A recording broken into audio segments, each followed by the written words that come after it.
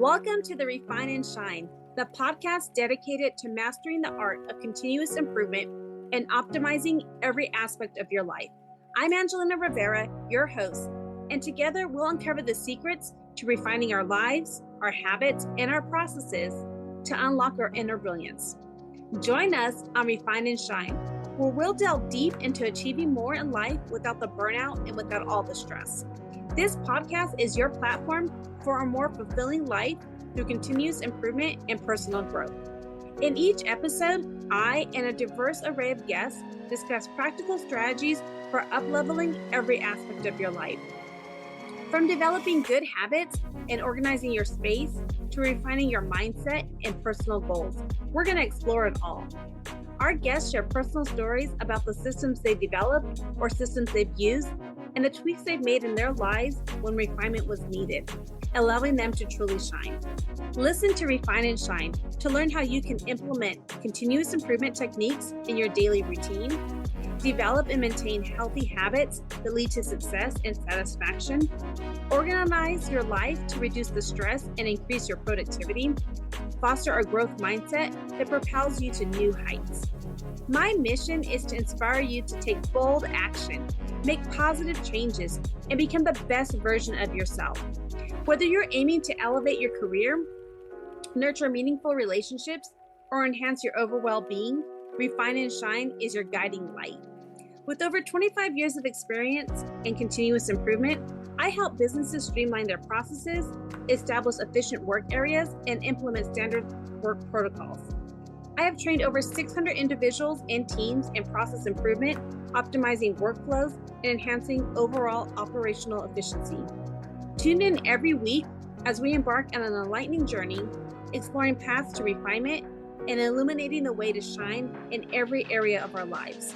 Subscribe now and join us on this journey to polish your life and let your best self shine through. Thank you for joining us on Refine and Shine.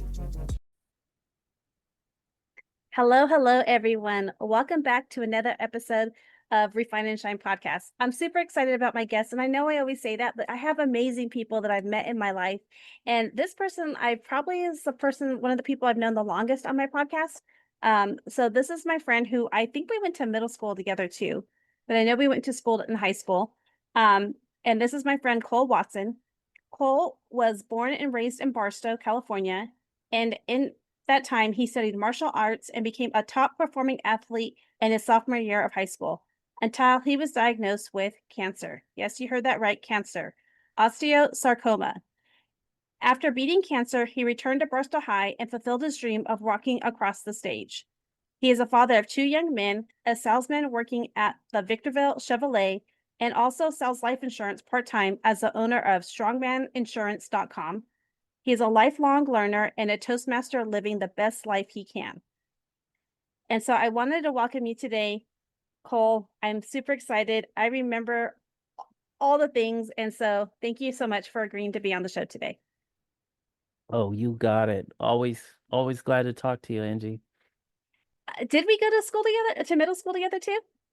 Yeah, I mean, for sure, we had pre-algebra in 7th grade. Oh, yeah. I'm pretty sure you were in 6th grade at the same school, so Yeah. one of those that have been around forever. We had Mrs. Roberts that. Oh, yes, track. Yeah, I never found Mrs. Roberts again, but I ran into her at a track meet, our senior year. Yeah. I don't know if you remember her or not, but yeah, I remember her. She was one of the people that made a big impact on my life. Me too.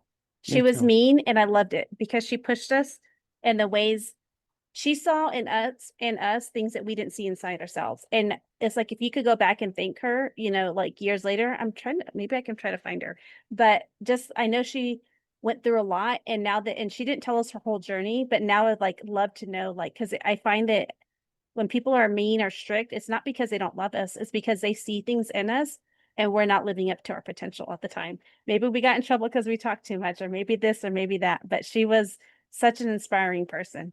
I don't remember her being mean at all. I remember we went and hung out with her at lunch and did algebra at lunch and everything. And I mean, she was she was one of the big impacts in my life, though. She really helped me a lot, I think. Okay, so let's back it up a little bit. Maybe she was mean to me because she sometimes saw, back in the day, let's talk about middle school. Back in the day, I was like a little chola, right? So maybe she didn't like the people I was hanging around with at the time. Yeah. And That so might have she, been it. yeah, Putting you in your place, yeah, yeah. keeping you out of trouble. Well, you turned out all right. Yeah, I did. I did. I listened to her. Uh, and one of the things we were talking about before we even started talking or before we started recording was we were talking about like how we used to get in trouble for talking a lot. And now look at us today. I mean, like you're doing Toastmasters and you're doing like I remember recently you had an event that you were speaking at locally and you had invited me, but I wasn't in town. But there's all these things that you have. You're speaking, I'm having the podcast, and it's funny how years later, us getting in trouble for that talking all the time is now like something we're doing. And I think that's awesome too. Yeah, I mean, if you're meant to do something, you can't help yourself. And that's I couldn't stop talking if I tried. I'm sorry, my teachers, I gave you a hard time, every single one of them, from kindergarten on, but that's just who I am. I talk all the time. I like to Yeah, talk. I love it.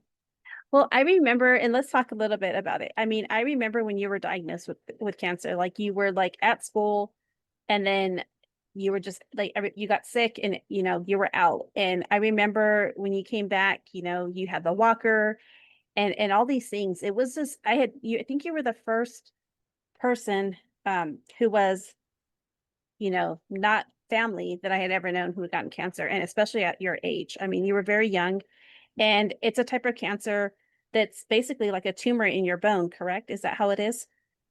Yeah, osteosarcoma, it's a bone cancer, but luckily it's not in the marrow. So no complicate there's more complications, I guess, if cancer goes in your marrow. So it's a it's a bone cancer. It's fast growing. It usually happens to people when they have a growth spurt. Occasionally it'll happen to an adult in their 40s, but it's a fluke. It's not genetic. Nobody knows why it occurs, but I have a football in my hip and they had to cut it out. That's how they treat it. So I mean, I could tell you a lot about it depending on how much you want to know, but um, Well, I would love to know is how did they find it? How did you find it? well, my legs had been hurting. All my life I had growing pains, I called them, Hmm. and I was having a lot of growing pains. I grew really fast between my freshman and sophomore year, like 3 or 4 inches in a month, if I remember right. I grew super. I hit my growth spurt. Finally, which is tough for a young man, when you're small and your voice is squeaky. It's Yeah. not ideal, I guess, from what you want. But anyways, I started growing really fast and my legs started hurting. And I went to the doctor and they're telling me, stop running, stop kickboxing, stop kung fu, stop all of that. That's probably why your legs hurt. And I told them I that was not an option. I would never do that. Um, you still with me?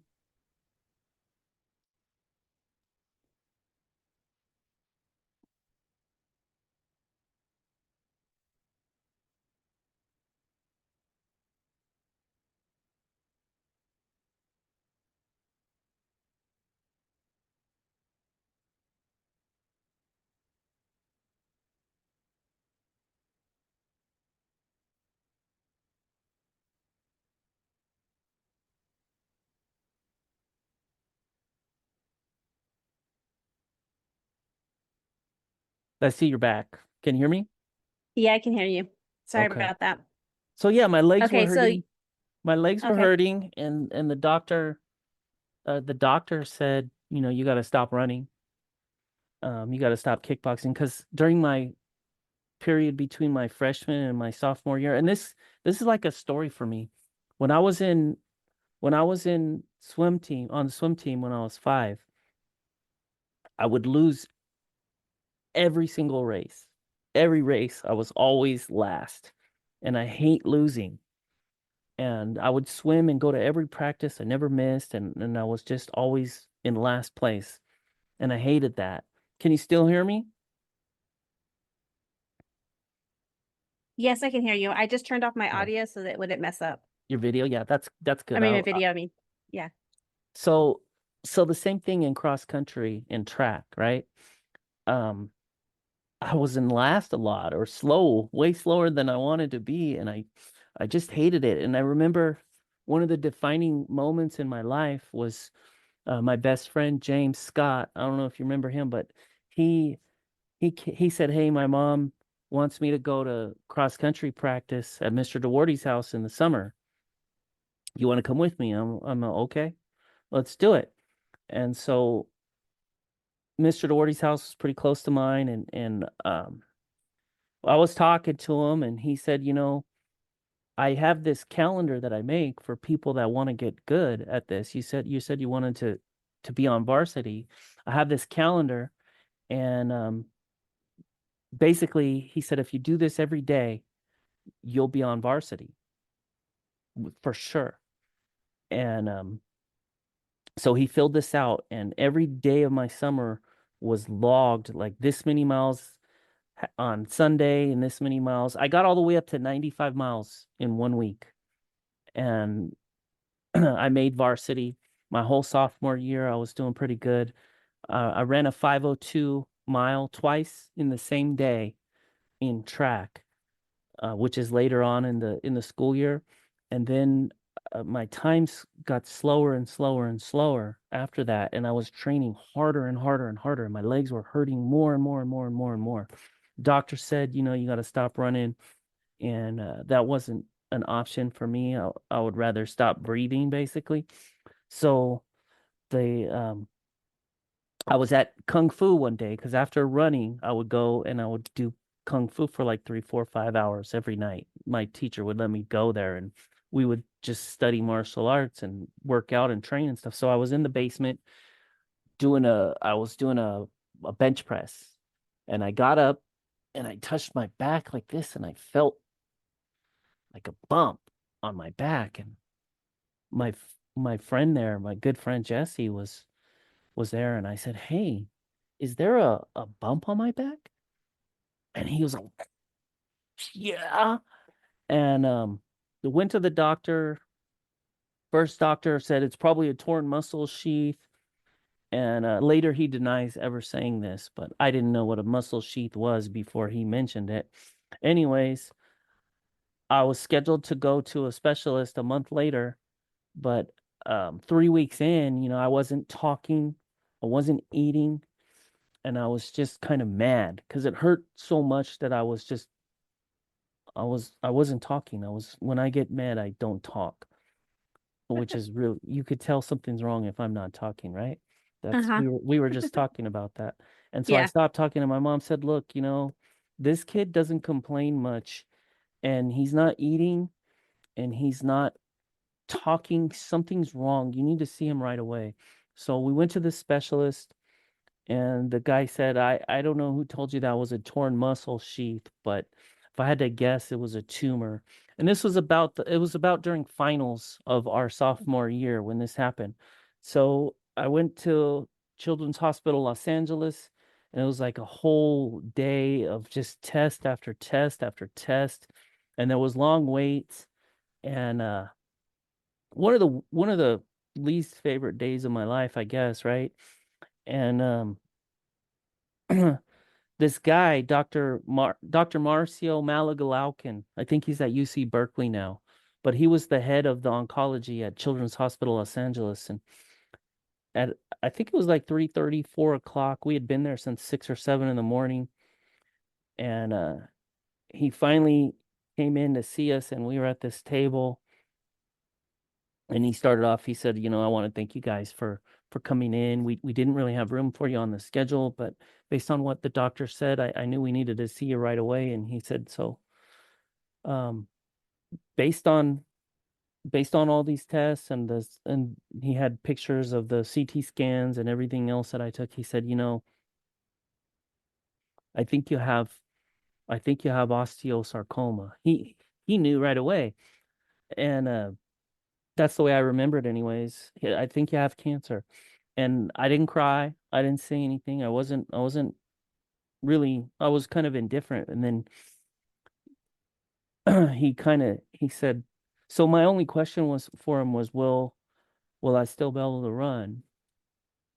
And he he kind of looked at me, and my mom was there, and the nurse practitioner was there. Margaret Botcher was her name, and he said, "I think that the best case scenario is you'll be able to walk with a limp." And I just started bawling and crying. It was like the worst news I ever got in my mind. I wasn't really worried about the cancer. I just wanted to run because I had dreams of getting a scholarship to go to college, going into the military, things like that. And that was all off the table just in an instant. And within a week, I had had a biopsy and was on chemo. And the same day that I started chemo, or within a week, all of a sudden the pain was so much better. That's because it started shrinking the tumor. Mhm. So I had 6 months of chemo, and then they let me off the chemo for 2 weeks. I was able to go on one last run with Mr. DeWardy and his team. I think I made it a half a mile. That was the last time I ever ran. And I was already bald. I looked like powder. I don't know if you remember that movie, but I, Yeah.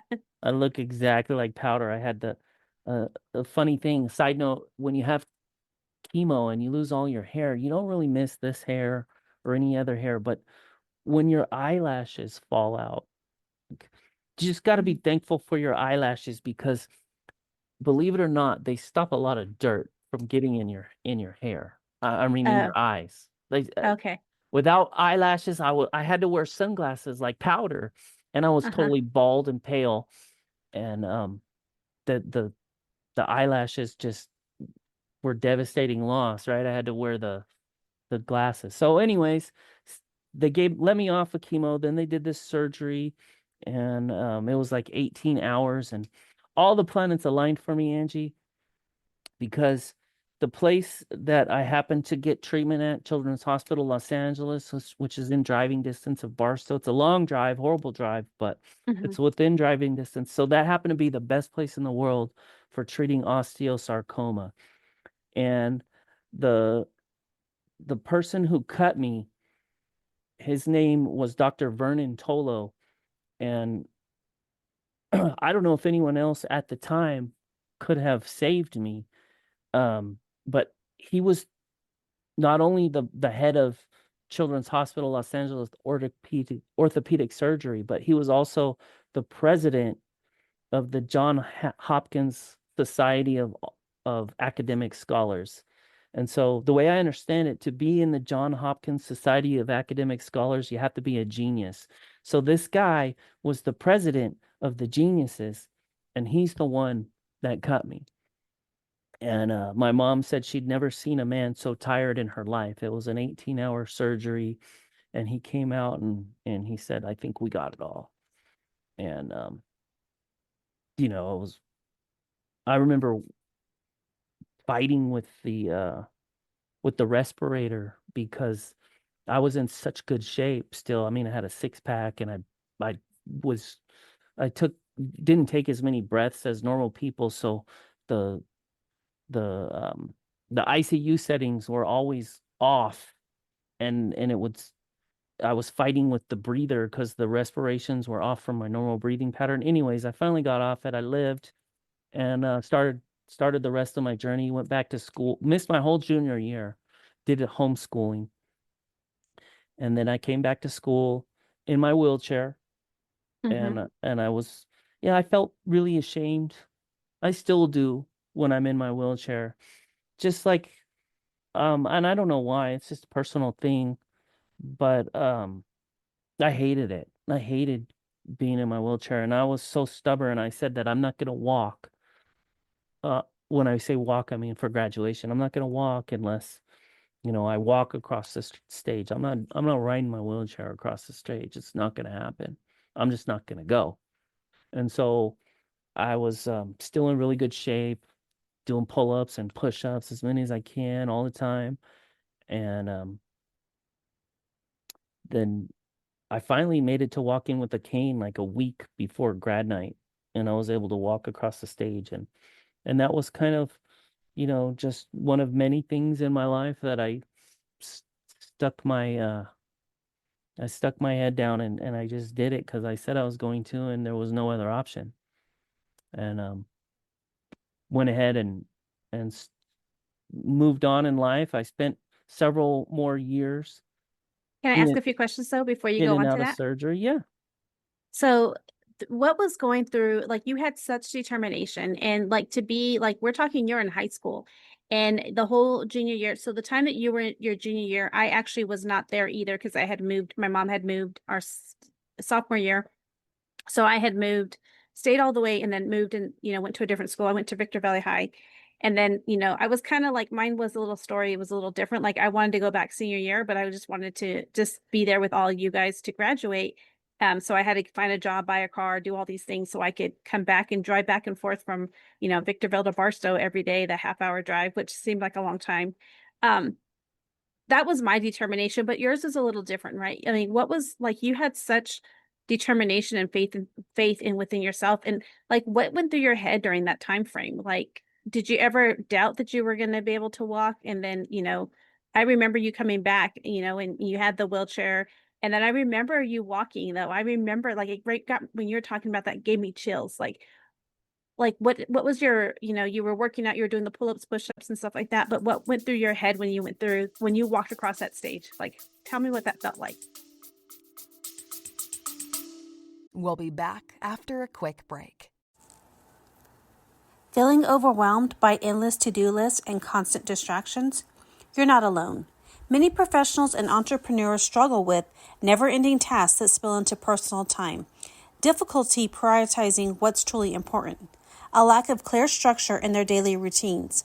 Well, let me introduce you to your Unlock Your Time Potential program, an 8-week coaching program designed to help you reclaim your time and boost productivity. What you will gain is proven strategies to manage your day effectively, techniques to eliminate distractions and stay focused, tools to align your daily actions with your long-term goals. Ready to take control of your time? Join the waitlist today and be the first to know when enrollment opens. Don't miss the opportunity to transform your productivity and achieve your goals. Check out the link in the summary notes.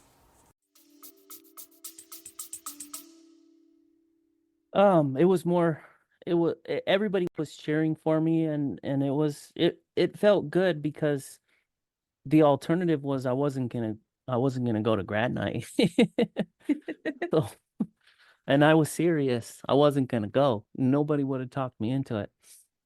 So it was all or nothing. Kind of like, you ever heard kick the ladder? Mm-hmm. Yeah, it was like that's how I roll, Angie. I kick the ladder a lot of times, and sometimes it doesn't work, but a lot of times it does, especially if it really, really means something. So I think that all through it, one of my first books that I remember going to the library and getting, because I lived near the library, was Bruce Lee. It was a book that he wrote on self-defense.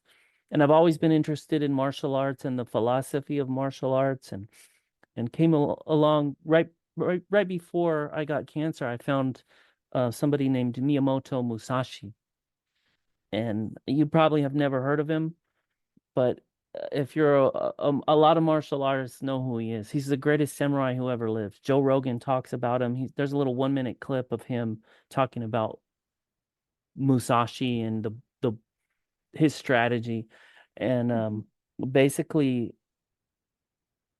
the philosophy that I had was kind of like a warrior mindset that spills over, because the way the warrior is not just that, it's like the pen and the sword. It's not just for fighting, it's for breathing and walking. And Musashi says the strategy of one thing is the strategy of all things. Really interesting if you ever want to go down a rabbit hole. Musashi is he wrote a book called The Book of Five Rings, and there's a really good fiction novel. It's called The Gone with the Wind of Japan. It's called Musashi, by Yeji Yoshikawa. But anyways, the point is the philosophy of martial arts. One of the maxims on our wall in my studio was 7 times down, 8 times up. I think that's a Chinese proverb. And another one that I lived by was, "You can take my life, but not my confidence." And so Love just that. that's the way that I thought, and there wasn't any time for, why did this happen to me? Hmm. Because that's not how the warrior mindset looks at everything, I guess. So it's just, this is what it is, and you have to fight. I love that. That's the part I was wanting to you to, wondering if you were thinking, because when you look down on like, why is this happening to me? And you have all those negative questions, it actually makes your healing journey is harder to deal with. It makes it more of a struggle in the things that you're going through. And so now that you went through all of that, do you still have periodic testing that you have to go through? You don't run anymore. Like, what is your day-to-day activities like? Mm. I don't go to the doctor. In fact, I don't really think the doctors know what they're doing. I had to go there. That they saved my life, but I haven't Right. been to the doctor since I was done with my last surgery, since I was like 22, 23, 24, or something like that. I don't go to the doctor, but if you put me in a room with just about anybody, anytime, anywhere, any day, I could do more push-ups than everybody most of the time, you know. And I'm not talking about a room full of super athletes, because in my opinion, a normal strong man should definitely be able to beat me in push-ups. But like, if you can't do 40 right now, just don't even try. You're going to embarrass yourself. And uh I So take you're still doing push-ups and I everything like I that? do push-ups. I do now. I'm really into keto. It makes me feel better. I take cold showers. Hmm. Um, I Wim Hof. You ever heard of that guy? He No. got he got me into taking cold showers. Some crazy Swedish guy or something. I think he's Swedish. I don't know. It's one of those kinds of accents. And I saw him on this show called Impact Theory. It's a Mm. interview show on YouTube, and is amazing story. This guy, he's able to he held at the time he held the world record for the longest person swimming underwater in the Arctic. And Wow. what happened to him was his wife committed suicide, and he had kids. And the way I remember the story is that he was he loved her a lot. And when he was in the shower just crying and so devastated, everything was gone and the water got cold. And eventually, like, he's in Sweden or something, somewhere like that, right? So cold water really does get cold, not like here in the desert. The water doesn't Yeah. get very cold. But anyways, he was crying, and the water got cold, and at some point the cold didn't really hurt anymore. It was just there, and he was just there. And he found all these benefits to cold showers, and he's been able to totally change everybody's science's ideas on what's possible with your autonomic immune system, and how you can manipulate it. So autonomic might not even be the best word for it anymore, but he said everybody wants to be strong, healthy, and happy, and he had all these reasons why taking cold showers could help with that. And for me, it reduces my inflammation. That and the keto diet, no sugar, no carbs really. It makes me feel so much better. That and intermittent fasting. I do intermittent fasting. So, when you fast, at first it's hard, right? But Hmm. after a while, you can get from last night all the way to 11, and then 1 o'clock in the afternoon. And when you break your fast, like, you don't need this is why I don't listen to doctors or really believe them much. You don't need a doctor to tell you what's healthy for you. All you have to do is go for a period without eating, and then eat something. And you'll know pretty much right away if it's good for you or not by how it makes you feel. And my coach Duarte for running, he used to always tell us to listen to our body, stay hydrated, listen to your body, take care. That's how you take care of yourself, is by listening to your body. So, like, for example, when you break your fast with a Twinkie, you feel completely different than when you break it with an avocado or a banana. Mm-hmm. It feels Yeah. so much different, and you can tell. And so when you have like all these issues from different health issues, you really start to know what makes you feel good and what makes you doesn't not feel good. So for me, what's helped me a lot is controlling my diet and intermittent fasting and exercise, which is a way of life for me. I'm always That's just how I do things. I exercise a lot, Mm-hmm. and that's how I take care of myself. And people tell me I look young. Well, you do. You do look young. Yeah. It's One of the not fair things on these though, because the filter, takes all my wrinkles away. It makes me look really good. one of the things I also so you go through this, you graduate high school, you do all things, and then not only, you have your two children, you work as you do a sales, you're in sales, but you also did your insurance. Now, how did you get into your insurance and the life insurance? And tell me a little bit about that. Well, that started when the pandemic hit, and they gave me the option to stay home, and I took it. And this this guy that I knew from Toastmasters called me, and he was trying to sell me insurance, but um it was a way you can you can make money and not work for somebody. You work for yourself. And it really was interesting to me because I don't know if you even knew, Angie. I know you met my dad once. I remember you telling me your story. You met at the parade or Yeah, something on I on think so. Main A long Street. time ago. Yeah. Yeah, I remember you telling me about him, and I know your dad. And anyways, he was murdered when I was 17. Mm. And so my mom, she worked at Carl's Jr.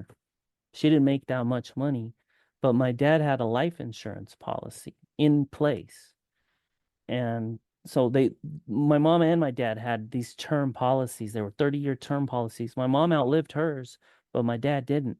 And so he left us $100,000. And I was already going through all this. This happened in December of 97. So during my senior year, in all of this, my senior year of high school, that's when my dad was murdered. And eventually we got the life insurance money a couple months later or something. And I was able to continue to go to the same school. We were able to stay in the same house. And it really, I don't know how my life would have been different if my dad hadn't had the insurance policy, but I know for sure everything would have been different. And that's why I think life insurance is a good thing. And, you know, I think it's 99% of all term policies, they don't pay out.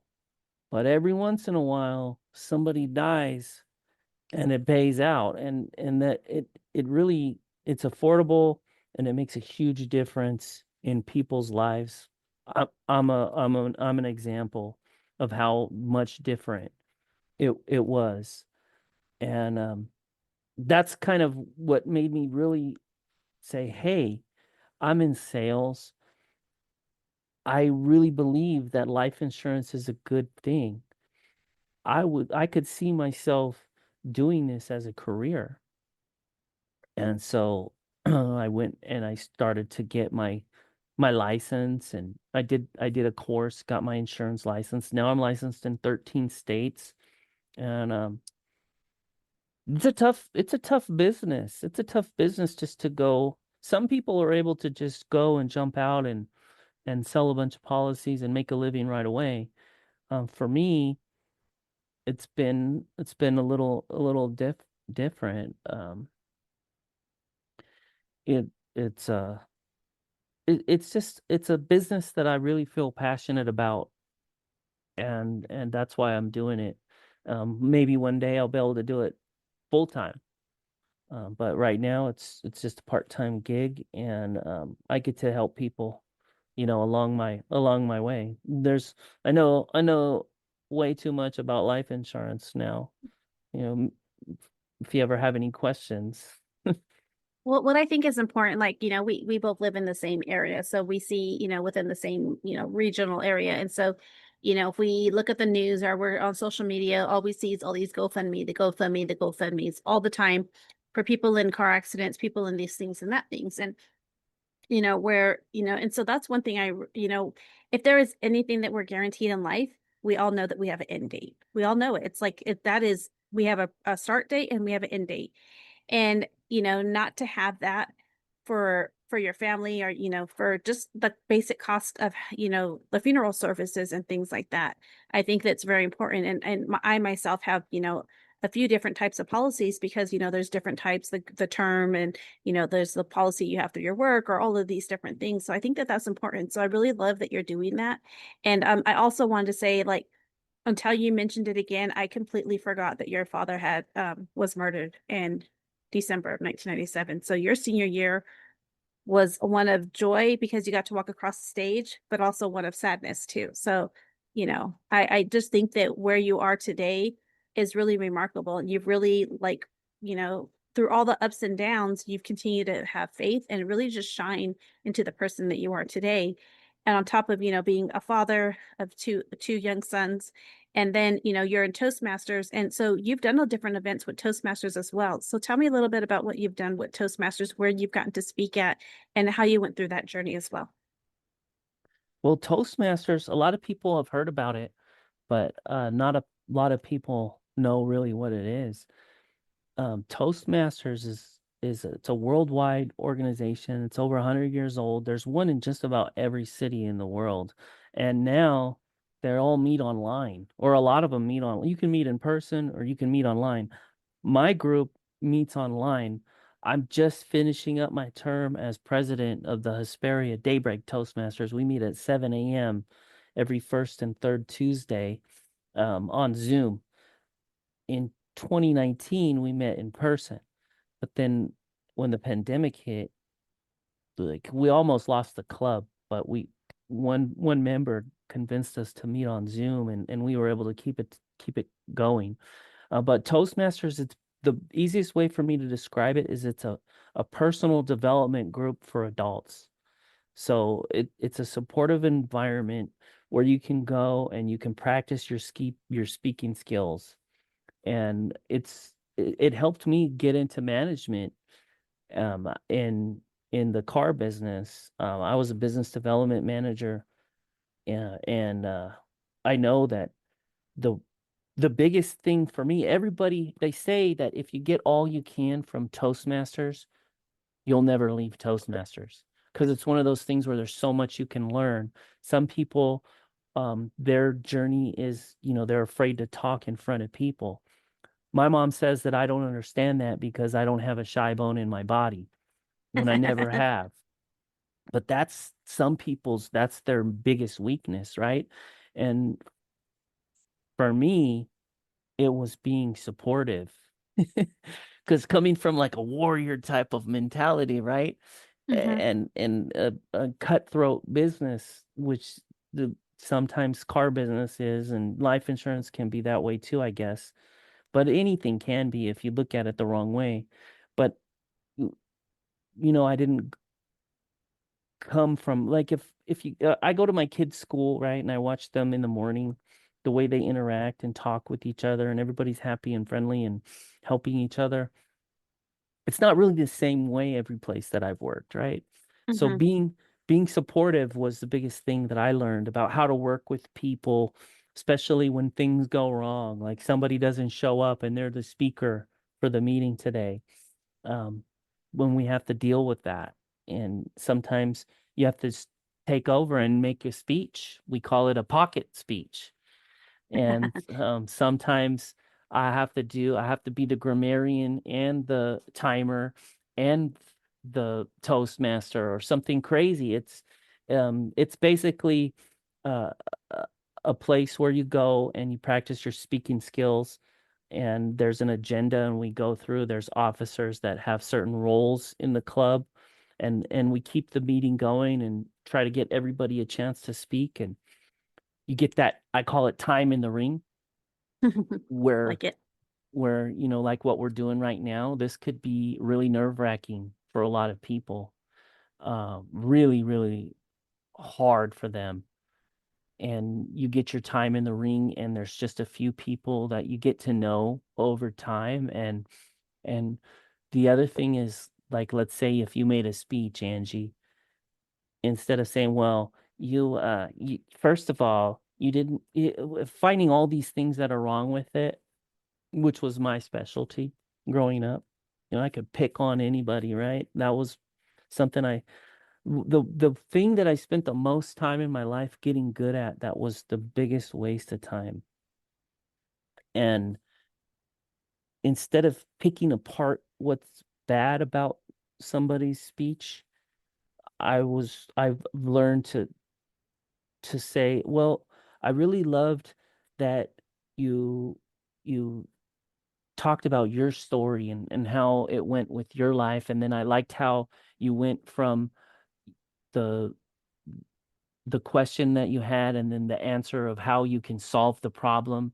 And then if I had one thing to change, that's where I get to pick just a little bit. I could say, well, if I had one thing to change, I would say maybe if you could share your screen and show us a visual, or maybe if you could add this part to your speech, or do this part different. And I've learned how to be supportive, which was, believe it or not, alien to me. I was only used to beating people up, mentally and physically. That's what I knew how to do really well. And I don't ever do that at all. I don't pick on people at all anymore. Um, I try to say what's good about it. I've, I've learned things like, instead of "that's weird," I can say "that's interesting" or "that's very unique." And for me, that was a lot of growth in my own way, to be able to be nice and supportive. I love how you shared that when you were able to talk, so you didn't really need Toastmasters for that, but there was another thing that you could learn from it. It wasn't to help you become a better speaker, but it was to learn how to appreciate that everybody has a speech or something like that they have to say. And instead of critiquing it, finding the positive points of it. And so you just kind of reversed it. So I love that you shared that as well. That was But the biggest thing for me. Wow. yeah. You don't even know. I can't even tell you how valuable that was, because some people just can't wait for the next negative nugget to come out of their mouth. And I was one of them. And I'm not I anymore. remember that in high school. I thought it was great. It was the best pastime for me. Uh, But as we wrap up, I always ask my listeners, I'm going to make sure that I share your links, so people can connect with you if they're looking to get the life insurance, and or just talk to you about your journey that you've been on. Um, I always like to ask my people, my guests, what is a word, a phrase, an action, something, maybe reading a book, watching a movie, or something that they can do today in order to help them refine and shine. there's so much that I could talk about, and I'm glad you gave me this question in advance, but I'll just share with you one or two things. Like Louise Hay, if you haven't found her, she's a wonderful speaker, and she told me, there's two things that you can control: the thoughts that you think and the things that you eat. And a lot of people want to grow, but they don't know where to get started. And you have to start somewhere. And if you start controlling, or trying to pay attention to the thoughts you think, and put some good thoughts there, not be your own worst enemy.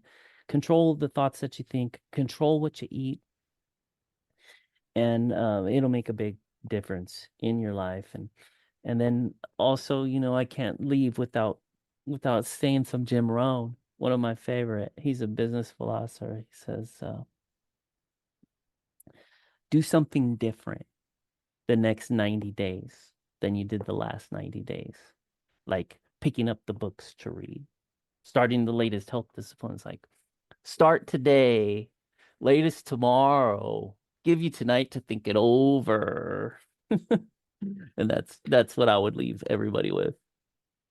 I love me some Jim Rohn. I got his, that, what's it, 51 leaderships. I forget what the big thick book. Then gotta find it. I was reading some of it and then I moved it aside and started reading. I'm reading Mel Robbins right now. But no, I love Jim Rohn. I follow his quotes, good I stuff. like And to I love, listen to him talk. yeah. But go ahead. No, I just love also the thoughts. I mean, if there's a lot of things we can't control in life, and that's just reality. We can't control the weather. We can't control all those things. Things we can't control is what we think. And, you know, there, we go through, I think, I forget how many thoughts we have a day. I think it's like 90,000, 60,000, whatever. And a lot of them are negative. And so we have to just shift our perspective and just learn how to turn off those negative thoughts and also start our day with gratitude and speak life into our lives and have positive thoughts. And then I love that you said the things you eat, you know, nobody's forcing us to eat. We were talking about tacos before we started recording. Nobody's forcing us to eat all the tacos, but you know, if there's some free tacos, we're there, right? But It's hard to we turn have, down a good taco. yeah, Really but hard. we have those choices that we can make, and nobody's telling you to eat the pizzas, eat all the things, or you know, like the Twinkie right when you finish your fast, and things like that. And so those are the things that we can't control. We can control what we consume.